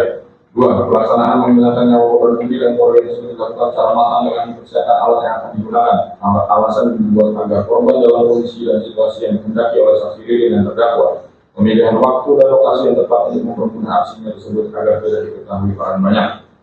3. Bahwa dari fakta hukum persidangan dapat terlihat bahwa segala perintah dari saksi Ririn selalu dituruti atau dilaksanakan tanpa adanya penolakan dari terdakwa sendiri, seperti mempersiapkan palu sebagai alat yang digunakan untuk saksi Ririn dan terdakwa melakukan aksinya, ikut bersama saksi Ririn ke rumah Budi pada saat pelaksanaan untuk mengikuti saksi Ririn dan korban Budi ke warung atau kios milik korban Budi untuk pelaksanaan perbuatan, mengambil palu yang berada di dalam tas yang dibawa oleh saksi Ririn dan menutup warung kios tersebut saat pelaksanaan perbuatan tersebut dilakukan, membantu memindahkan jenazah korban Budi ke dalam kamar mandi, ikut ke rumah korban Budi untuk menghilangkan nyawa korban Saroni, korban Uis, anak korban Ratu dan anak korban Bella, menjemputkan anak korban Bella ke bak mandi, menjualkan anti dan mesin emas milik anak korban Bella, membawa jenazah korban Budi yang masih ada di warung korban Budi untuk diangkut menggunakan terpal dan bangku dengan cara ditandu, lalu dimasukkan ke dalam mobil pickup milik korban Budi untuk dibawa ke rumah korban Budi, membantu membereskan TKP dan menimbun para korban, ikut bersama saksi Ririn pergi ke Hotel Adi Syariah Jatibarang,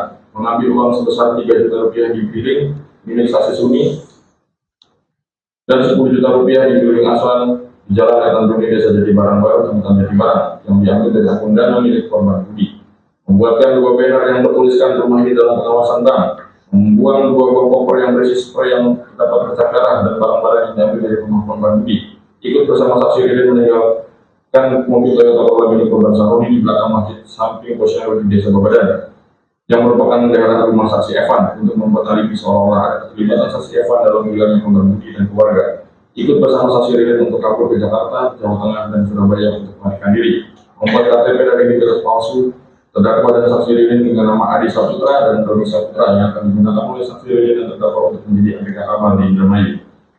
Bahwa dari rekaman CCTV yang terlihat di persidangan didapatkan adanya rasa takut yang berlebihan dari diri terdakwa dan tekanan yang dirasa pada diri terdakwa. Terdakwa berperan aktif atau aktif kooperatif dalam pelaksanaan. Terdakwa yang menunjukkan gestur santai pada situasi yang memudahkan adanya kehendak dari terdakwa untuk serta menghendaki perbuatan tersebut. Jika bahwa setelah menghilangkan nyawa para korbannya, saksi Ririn dan terdakwa telah menciptakan beberapa alibi untuk membuat seolah-olah bukan mereka lah pelaku pembunuhan yang sebenarnya, yaitu saksi Ririn menciptakan alibi seolah-olah korban Budi dan keluarganya tersebut sedang berada di Kuningan dengan membuat status di aplikasi WhatsApp korban Budi dengan kata-kata OTW Kuningan. Saksi Ririn menciptakan alibi kepada saksi Selam selaku istri dari saksi Ririn bahwa saksi Ririn dan terdakwa pergi ke rumah korban Budi untuk menyewa mobil milik korban Budi untuk dibawa pergi ke Serang guna mengurus tanah milik kakek dari saksi Ririn yang akan dijual. Saksi Ririn dan terdakwa menciptakan alibi kepada saksi Evan dan saksi Irfan Setiana bahwa saksi Ririn dan terdakwa pada tanggal 29 Agustus 2025 sedang pergi ke Serang Banten untuk melakukan bisnis ayam, di mana saksi Ririn dan terdakwa sempat melakukan video call dengan saksi Evan dan saksi Irfan yang menunjukkan sejumlah uang yang katanya merupakan uang hasil kerja di Serang Banten. Saksi Ririn menciptakan alibi dengan cara berkomunikasi dengan saksi Evan menggunakan aplikasi WhatsApp milik korban Budi untuk meminta saksi Evan mengendalikan mobil pickup milik korban Budi. Kemudian pada saat komunikasi tersebut, saksi Ririn yang menggunakan aplikasi WhatsApp milik korban Budi meminta kepada saksi Evan agar pada saat mengendalikan mobil tersebut dengan mengajak saksi Ririn. Hal ini untuk menciptakan alibi bahwa saksi Ririn tidak mengetahui peristiwa pembunuhan yang terjadi. Saksi Ririn menciptakan alibi pada saat korban Ais yang sedang dicari oleh saksi Kety Setiawati dan saksi Bobi Budiman yang merupakan ibu dan adik dari korban Ais Witasari dengan berkomunikasi menggunakan handphone milik korban Budi dengan saksi Bobi Budiman dengan mengatakan bahwa handphone milik korban Ais lagi tidak ada sinyal. Kami lagi ke Kuningan karena ada bisnis. Hal ini dilakukan saksi Ririn untuk meyakinkan keluarga korban Ais bahwa korban Ais dan keluarganya sedang dalam kondisi yang baik-baik saja. Saksi Ririn menciptakan alibi seolah-olah pelaku pembunuhan tersebut terhadap korban Budi dan keluarganya tersebut adalah saksi Evan, di mana selain saksi Evan yang diminta oleh saksi Ririn saat itu berpura-pura menjadi korban Budi dalam komunikasi di aplikasi WhatsApp dengan korban Budi tersebut untuk menggadaikan mobil pickup milik korban Budi. Saksi Ririn juga menjebak saksi Evan dengan meninggalkan mobil Corolla milik korban Saroni yang digunakan oleh saksi Ririn dan terdakwa di belakang masjid samping posyandu di Desa Babadan yang merupakan daerah rumah Evan Bagus pertama untuk membuat alibi seolah-olah ada keterlibatan saksi Evan dalam hilangnya korban Budi dan keluarga. Saksi Ririn juga menciptakan alibi bahwa korban Ais dan keluarganya tersebut sedang dalam masalah terkait hutang, di mana saksi Ririn menggunakan nomor yang tidak dikenal berpura-pura ingin menagih hutang kepada saksi Kety dan mengatakan bahwa korban Budi sedang terlilit hutang dan korban Ais telah menipu uang Ais dan banyak peran. Hal ini dilakukan saksi Ririn agar kehilangan korban Budi dan keluarga tersebut bukan karena dibunuh, melainkan kabur dan melarikan diri karena terlilit hutang. Saksi Ririn juga menciptakan alibi dengan menghubungi istri dari saksi Evan dan mengatakan bahwa saksi Evan merupakan pelaku pembunuhan korban Budi dan keluarganya karena saksi Evan yang membawa mobil pickup milik korban Budi. Padahal saat itu saksi Evan menyerahkan diri dan diamankan ke Polres Indramayu untuk menjelaskan mengenai mengapa mobil pickup milik korban Budi tersebut ada di dalam penguasaannya. Dan pada saat itu tidak ada yang mengetahui saksi Evan diamankan oleh pihak kepolisian. Saksi Ririn juga beberapa kali menghubungi saksi Evan dan mengirimkan pesan aplikasi WhatsApp kepada saksi Evan dengan mengatakan saksi Evan datang senjata adalah pelakunya dan sudah merencanakan dari awal. Selain itu, saksi Ririn juga memberitahukan kepada saksi Evan bahwa pelaku pembunuhan terhadap korban Budi adalah saksi Evan. Padahal pada saat itu belum ada pemberitahuan mengenai penetapan tersangka dari pihak kepolisian. Hal ini dilakukan saksi Ririn agar orang-orang beranggapan bahwa saksi Ririn tidak mengetahui peristiwa tersebut. Saksi Ririn meminta terdakwa untuk membuat buah-buah banner yang bertuliskan rumahnya dalam pengawasan bank yang nantinya akan dipasang di rumah korban Budi agar tidak ada orang lain yang masuk dalam rumah korban Budi tersebut dan seolah-olah rumah tersebut memang sedang dalam permasalahan dengan pihak bank sehingga korban Budi dan keluarganya tidak menempati rumah tersebut. 6. Bahwa selain dari alibi yang ditetapkan, saksi Ririn dan terdakwa juga telah melakukan pelaksanaan lanjutan setelah menghilangkan nyawa korban Budi Awaludin dan keluarganya, yaitu pada tanggal 1 September 2025 sekitar pukul 10.39 telah mencari dan mengunduh jurnal hukum dengan judul para penyidik dalam mengungkapkan kasus pembunuhan dan pelaku yang menghilangkan barang bukti. Bahwa terdapat juga riwayat keseharian di browser pada handphone milik saksi Ririn, pengubah suara gratis, cara polisi melacak email HP, cara cek HP karena sadar, cairan yang bisa menghilangkan bau bangkai, harga pasaran mobil Corolla ini, bau mayat sampai tercium berapa hari, berapa lama tim Inavis menemukan kasus pembunuhan, cara penyidik menemukan sidik jari, bisakah polisi melacak nomor WA dan daftar DPO Polres Indramayu. Dalam jurnal dan riwayat pencarian di browser HP milik saksi Ririn tersebut menunjukkan bahwa saksi Ririn telah mempersiapkan dengan matang cara saksi Ririn yang terdakwa untuk melakukan aksinya tersebut. Misalnya saksi Ririn mengetahui cara untuk menghilangkan bangkai tersebut digunakannya untuk menghilangkan bau darah yang masih membekas di lokasi kejadian. Sehingga berdasarkan artikel tersebut, saksi Ririn menggunakan botol obat merek vape dan disebutkan di lokasi guna menghilangkan bau bangkai dan darah dari para korban. Kemudian pencarian mengenai mobil Corolla tersebut berkaitan dengan niat dari saksi Ririn akan menjual mobil Corolla milik korban Saromi. Lalu pencarian mengenai bagaimana cara polisi melacak email, cara polisi mengungkap kasus dan daftar DPO sampai bagaimana menemukan sidik jari itu merupakan cara dari saksi Ririn untuk mempelajari dengan baik metode dari penyidik dalam mengungkapkan kasus pembunuhan sehingga saksi Ririn dapat mengambil langkah untuk menghindari pengajaran dari pihak kepolisian. Bahwa saksi Ririn juga telah melakukan pencarian berita mengenai penemuan mayat di Paman Indramayu dari tanggal 30 Agustus sampai dengan 3 September 2025. Hal ini dilakukan oleh saksi Ririn untuk memastikan apakah pihak kepolisian telah berhasil mengungkap kasus tersebut. Bahwa saksi Ririn dan terdakwa telah mencari tempat pelarian ilegal yang memungkinkan mereka untuk melarikan diri. Dari pencarian tersebut didapati cara mereka melarikan diri yaitu menjadi ABK kapal, di mana saksi Ririn dan terdakwa membuat identitas palsu atau KTP palsu untuk memudahkan pelarian mereka sehingga tidak terdeteksi oleh pihak kepolisian. Bahwa kemudian di persidangan saksi Ririn dan terdakwa menceritakan alibi atau cerita palsu yang berbeda dengan keterangan di pihak kepolisian dengan mengatakan bahwa yang melakukan pembunuhan korban Budi dan keluarganya tersebut adalah orang lain, yaitu saudara Amaniani, saudara Yoga, saudara Hadi, dan saudara Joko. Sedangkan saksi Ririn tidak terlibat sama sekali dan terdakwa hanya membantu saja, di mana hal tersebut dilakukan saksi Ririn dan terdakwa agar mengaburkan fakta yang sebenarnya terjadi. Fakta tersebut dapat memperlihatkan adanya suasana tenang dari terdakwa dalam mengambil keputusan menghilangkan nyawa korban Budi dan keluarganya. Telah terlihat rangkaian persiapan hingga terlaksananya perbuatan tersebut dan terdapat waktu berpikir dan terdakwa untuk memikirkan apakah dirinya akan tetap melaksanakan aksinya atau mengurungkannya. Kemudian mengenai saksi Ririn dan terdakwa mencoba membuat alibi seolah-olah mereka pelakunya menghilangkan barang bukti dan mencoba melarikan diri dapat dinilai sebagai rencana lanjutan untuk melakukan kejahatan yang lebih serius dan diperkuat dengan upaya mengrekayasa kematian korban seolah-olah para korban sedang melarikan diri karena terlibat. Tindakan tersebut menunjukkan adanya premeditated intent atau niat yang telah dipikirkan matang. Tindakan sengaja menghancurkan, menyembunyikan atau mengubah barang bukti seringkali dianggap sebagai bukti tidak langsung atau circumstantial evidence. Bahwa saksi Ririn dan terdakwa tahu tindakannya salah dan berusaha menghindari pertanggungjawaban hukum. Jika bukti dihilangkan segera setelah kejadian atau saat investigasi dimulai, hal ini memperkuat bukti adanya niat rencana untuk menutup jejak yang mana akan menjadi perencanaan awal pasti. Dengan demikian, unsur ini telah terbukti sama-sama yang menurut hukum terpenuhi. Jika unsur merampas nyawa orang lain, bahwa unsur ini merupakan akibat yang timbul atas perbuatan yang dilakukan dengan sengaja dan dengan berdaulat dari saksi Ririn dan juga diketahui dan bisa juga terdakwa. Dengan kata lain, menjawab pertanyaan, apakah perbuatan terdakwa dan saksi Ririn telah memenuhi perbuatan pidana dengan sengaja dan direncanakan terlebih dahulu tersebut telah merampas nyawa 5 orang korban, yaitu korban Budi Awaludin, korban Saromi, korban Widi Dasari, anak korban Pak Baik Indonesia dan anak korban Bella. Berdasarkan alat bukti di persidangan yang dikaitkan dengan barang bukti terdapat persesuaian antara keterangan dari saksi, keterangan alat bukti lain berupa keterangan ahli, keterangan terdakwa, barang bukti dan segala sesuatu yang dapat dipergunakan untuk kepentingan pembuktian dan pemisahan di persidangan sepanjang diperoleh secara tidak melawan hukum. Berdasarkan fakta di persidangan sebagaimana telah dipertimbangkan pula dalam unsur sebelumnya telah kami bacakan, diketahui jika terdakwa bersama-sama dengan saksi yang dilakukan penuntutan dalam perkara terpisah pada tanggal 29 Agustus 2025 atau setidak-tidaknya pada waktu lain dalam bulan Agustus tahun 2025 atau setidak-tidaknya pada tahun 2025 bertempat di rumah di Jalan Siliwangi nomor 52 Kelurahan Waman, Kecamatan Indramayu, Kabupaten Indramayu dan Provinsi Jawa Barat, dan di warung atau kios milik korban Budi Awaludin di Jalan Siliwangi, Kelurahan Waman, Kecamatan Indramayu, Kabupaten Indramayu, Provinsi Jawa Barat, telah secara bersama-sama dengan rencana terlebih dahulu merampas nyawa korban Budi Awaludin, korban Sahroni, korban Kawisi Tosari, anak korban Ratu Hairunisa dan anak korban Bella. Bahwa dalam fakta di persidangan diketahui pula jika terdakwa dalam melakukan perbuatannya bersama-sama saksi Riri Rifanto tersebut dilakukan secara keadaan sadar dan dengan penuh keinsafan dalam menjalankan peran dan tugasnya masing-masing untuk satu tujuan, yaitu menghilangkan nyawa para korban. Bahwa fakta di atas dapat terlihat peran dari terdakwa bersama-sama dengan saksi Ririn, yakni terdakwa dengan mempersiapkan alat berupa palu yang digunakan saksi Ririn untuk menghabisi nyawa korban Budi, korban Sahroni, korban Ais, anak korban Ratu Hairunisa. Kemudian terdakwa juga telah menceburkan anak korban Bella dalam bak mandi sehingga membuat anak korban Bella yang masih berusia sekitar 7 atau 8 bulan yang tidak berdaya dan kehilangan nyawanya.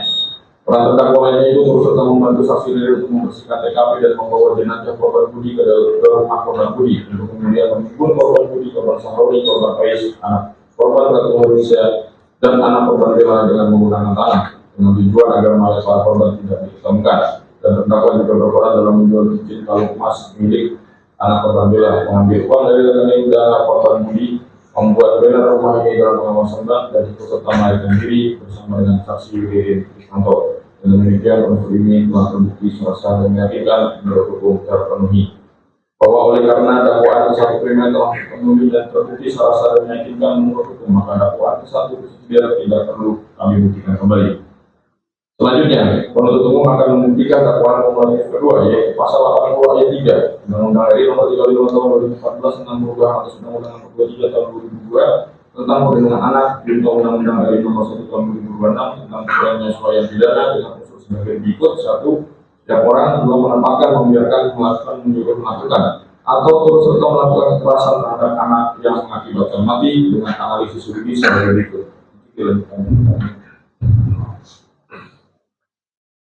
Satu, unsur setiap orang.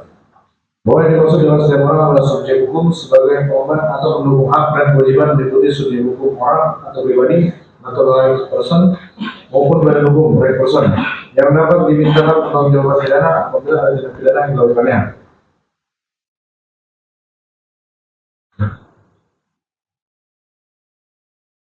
Bahwa pada persidangan terdapat beda bagus nyawa dan Mojono telah berangkat di identitas yang dibacakan sesuai surat dakwaan dan memahami seluruh isi surat dakwaan dari jaksa penuntut umum, maka ditemukan fakta bahwa ia juga terbukti mampu dan pantas untuk dimintai pertanggungjawaban secara hukum. Hal ini didasarkan pada fakta-fakta bahwa sejak awal hingga akhir tahapan pemeriksaan persidangan, terdakwa telah memperlihatkan kesehatan jasmani, rohani, serta kecakapan dan kemampuan yang dimilikinya untuk dapat mencerna, menjawab, dan menjelaskan seluruh pertanyaan-pertanyaan yang diajukan kepadanya dengan baik dan sempurna.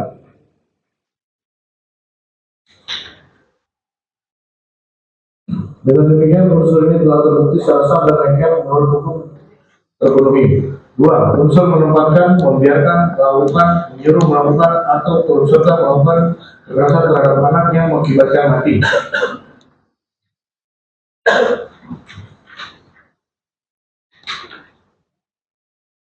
Bahwa berdasarkan fakta-fakta hukum di persidangan, penuntut umum berkeyakinan perbuatan terdakwa bersama dengan saksi Ririn Rifanto ada kerjasama secara sadar dan pelaksanaan bersama secara fisik untuk bersama-sama melakukan perbuatan kekerasan terhadap anak korban Ratu Hairunisa. Pada saat kejadian tersebut, anak korban Ratu Hairunisa masih berumur 7 tahun, sehingga anak korban Ratu Hairunisa termasuk dalam kategori anak atau anak korban.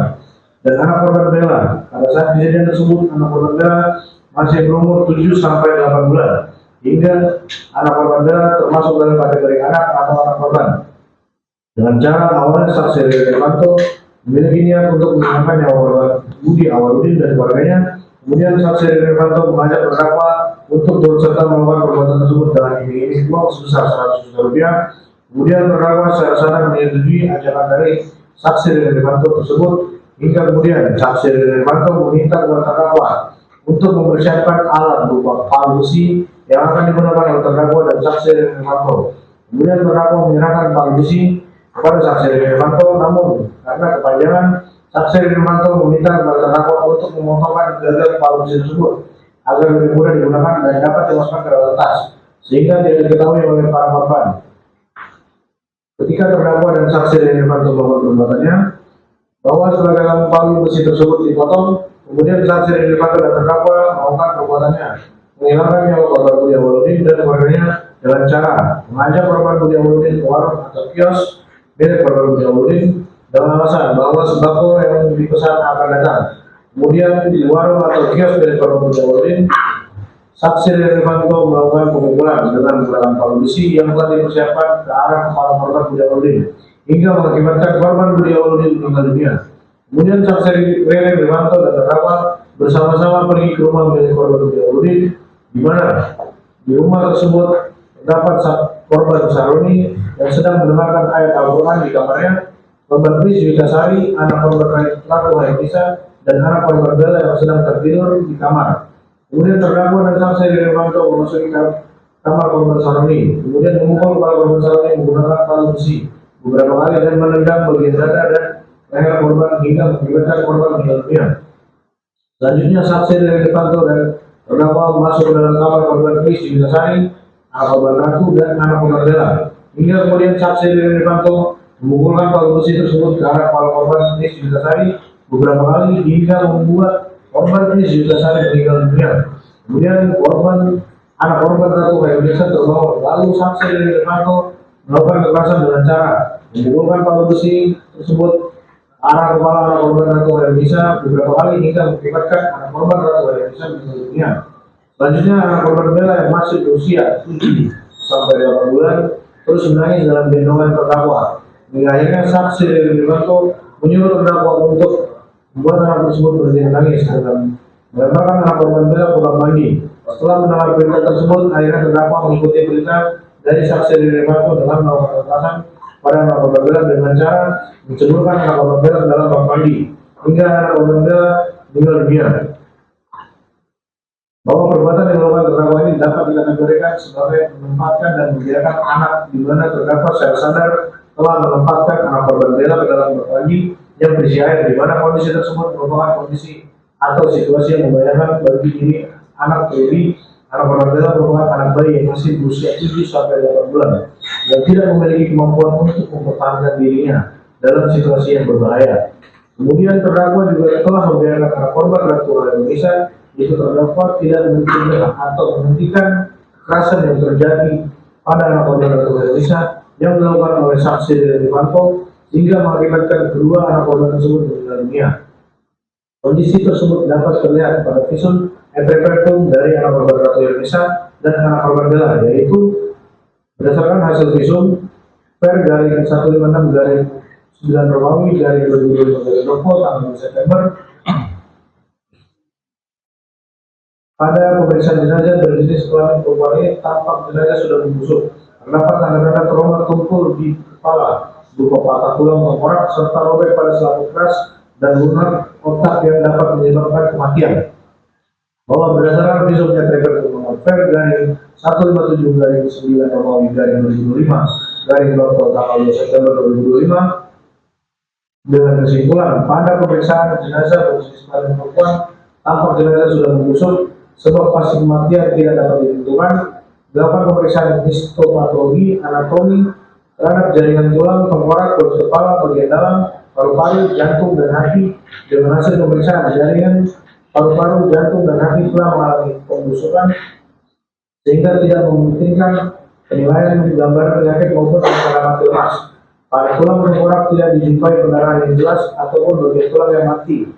Dan pada kulit kepala bagian dalam tampak pelebaran pembuluh darah dan kesan terdapat warna sel darah merah dari pembuluh darah. Pada jaringan ikat dan lemak bawah kulit tanpa adanya reaksi peradangan akut ataupun kronis, dan terdapat tanda-tanda trauma setelah kematian berupa luka terbuka pada perut, kepala, dan tubuh. Dengan demikian, unsur ini telah terbukti secara sah dan meyakinkan bahwa hukum terpenuhi. 3. Analisis barang bukti.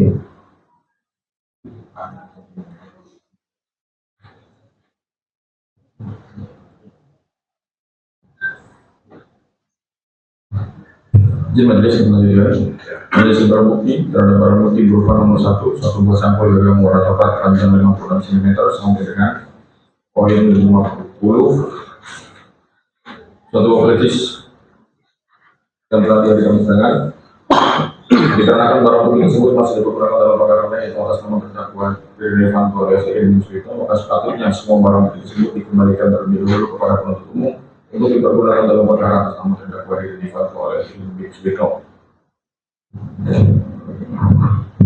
Kesimpulan, Ketua dan Majelis Hakim yang mulia, advokat yang kami hormati, bahwa mengingat uraian pembuktian terhadap keseluruhan unsur-unsur pasal daripada tindak pidana yang didakwakan tersebut telah terbukti dan terpenuhi, maka kami penuntut umum berpendapat bahwa terdakwa Prio Bagus Setiawan bin Almarhum Nurjono telah terbukti secara sah dan meyakinkan bersalah melakukan tindak pidana, turut serta melakukan tindak pidana dengan rencana terlebih dahulu merampas nyawa orang lain dan menempatkan, membiarkan, melakukan, menyuruh melakukan, atau turut serta melakukan kekerasan terhadap anak yang mengakibatkan mati. Berdasarkan uraian di atas, perbuatan terdakwa memenuhi unsur-unsur tindak pidana yang didakwakan, dan pada diri terdakwa dan perbuatan terdakwa tidak ditemukan alasan pembenar atau pemaaf yang dapat menghapus sifat melawan hukum serta kesalahan terdakwa, sehingga terdakwa dapat dimintai pertanggungjawaban pidana dan dijatuhi pidana. Bahwa berdasarkan pasal 459 Undang-Undang Republik Indonesia Nomor 1 Tahun 2023 tentang Kitab Undang-Undang Hukum Pidana, maka terdakwa dapat dijatuhi pidana mati maupun pidana penjara. Bahwa oleh karena terdakwa dapat dimintai pertanggungjawaban pidana dan dijatuhi pidana, serta terdakwa sebelumnya tidak ada mengajukan permohonan pembebasan dari pembayaran biaya perkara, maka berdasarkan pasal 273 Undang-Undang RI Nomor 20 Tahun 2025 tentang KUHP, kepada terdakwa dibebankan pula untuk membayar biaya perkara. Sebelum kami sampai pada tuntutan pidana atas diri terdakwa, perkenankanlah kami mengungkapkan hal-hal yang kami jadikan pertimbangan dalam menentukan tuntutan pidana, yaitu hal yang memberatkan, perbuatan terdakwa telah turut serta menghilangkan nyawa satu keluarga sebanyak 5 orang korban yang dilakukan secara sadis. Perbuatan terdakwa telah menimbulkan penderitaan yang mendalam bagi keluarga korban dan telah memutuskan garis keturunan keluarga almarhum Budi Awaludin. Terdakwa sempat turut serta melarikan diri serta melakukan perbuatannya sehingga mempersulit proses penyidikan. Hal yang meringankan, terdakwa belum pernah dihukum. Terdakwa telah mengakui perbuatannya yang sebelumnya ditutup-tutupi dan dikabulkan oleh terdakwa atas arahan saksi Ridwan Fanto, di mana terdakwa telah mengungkapkan di persidangan adanya lokasi lain tempat pembunuhan terhadap korban Budi Awaludin, yaitu di warung atau kios sembako milik korban Budi Awaludin. Dan berdasarkan keterangan terdakwa tersebut telah ditemukan adanya rekaman CCTV bengkel yang berada di sebuah warung milik korban Budi Awaludin dan telah dihadirkan di persidangan yang sesuai dengan keterangan terdakwa sehingga mendukung pembuktian di persidangan. Terdakwa telah turut serta menghilangkan barang bukti ketika penyidikan, namun pada proses persidangan terdakwa akhirnya mengungkapkan fakta dan menjelaskan alat yang digunakan oleh saksi Riri untuk melakukan pembunuhan yaitu berupa palu besi telah dibuang dekat rumah milik korban Budi Awaludin, dan palu besi tersebut telah ditemukan dan dihadirkan ke persidangan serta diakui oleh terdakwa bahwa benar palu besi tersebut adalah alat yang digunakan saksi Riri untuk menghilangkan 4 orang korban. Berdasarkan uraian dimaksud, kami penuntut umum dalam perkara ini dengan memperhatikan ketentuan undang-undang yang bersangkutan untuk dan atas nama negara menuntut supaya Majelis Hakim Pengadilan Negeri Indramayu yang memeriksa dan mengadili perkara ini memutuskan: 1. Menyatakan terdakwa Prio Bagus Setiawan bin Almarhum Nurjono telah terbukti secara sah dan meyakinkan bersalah melakukan tindak pidana, turut serta melakukan tindak pidana dengan rencana terlebih dahulu merampas nyawa orang lain dan menempatkan, membiarkan, melakukan, menyuruh melakukan, atau turut serta melakukan kekerasan terhadap anak yang mengakibatkan mati. 2. Menjatuhkan pidana oleh karena itu kepada terdakwa dengan pidana penjara selama 20 tahun, dikurangi masa penangkapan dan penahanan yang telah dijalani. 3. Menyatakan agar terdakwa tetap ditahan. 4. Menyatakan barang bukti berupa: 1. Satu buah cangkul gagang kayu warna coklat panjang 56 cm sampai dengan poin 50, satu buah flash disk yang berisi rekaman CCTV, foto olah TKP, video penemuan bagi polisi, dokumen hasil selebrate digital forensik. Dikembalikan kepada penuntut umum untuk dipergunakan dalam perkara atas nama terdakwa Ririn Rifanto alias Irin bin Suwisno. 5. Menetapkan agar terdakwa membayar biaya perkara sebesar Rp10.000. Demikian surat tuntutan ini kami bacakan dan serahkan pada sidang hari ini, Kamis 18 Juni 2026. Yang tentu saja uraian pembuktian surat tuntutan yang kami susun sampaikan tidak luput dari kekurangan dan kesilapan. Bahwa oleh sebab itu, apapun yang telah kami tuangkan dalam register ini, tidak lain adalah semaksimal mungkin untuk memberi gambaran yang sejelas-jelasnya tentang kasus perkara ini, dengan harapan semoga majelis hakim yang mulia dapat memberi putusan yang mencerminkan kebenaran dan keadilan berdasarkan Tuhan yang Maha Esa. Penuntut umum ditandatangani. Terima kasih majelis hakim yang mulia. Silakan.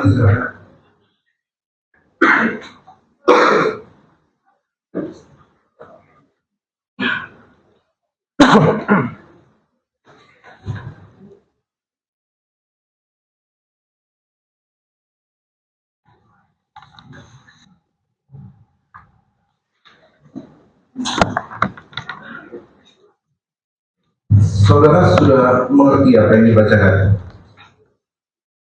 Saudara diberi kesempatan komunikasi dengan advokat saudara.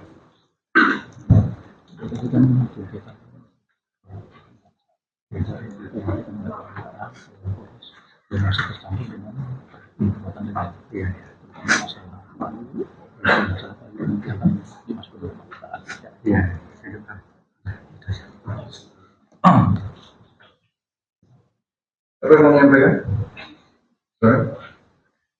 Baik, terima kasih yang mulia, dan terima kasih kepada penuntut umum yang telah membacakan requisitor.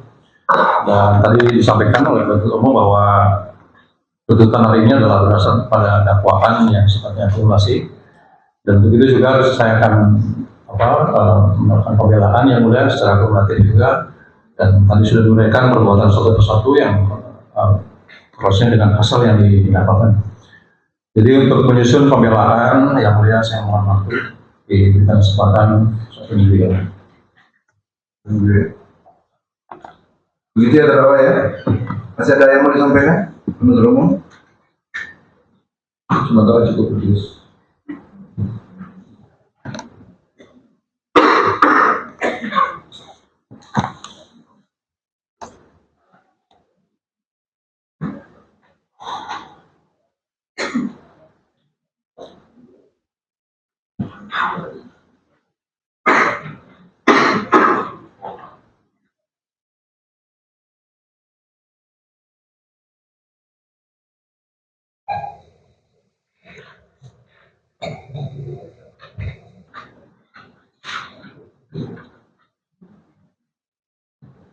Melihat pendeknya sisa waktu penahanan, maka satu kali kesempatan untuk pembelaan di hari Rabu tersebut 1 minggu ya. Itu sesuai dengan rencana persidangan, jadi jangan ada tunda. Baik. Begitu ya.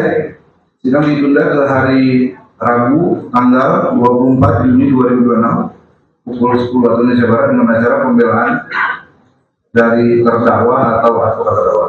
Begitu ya. Sidang yang harus saya tutup. Ya.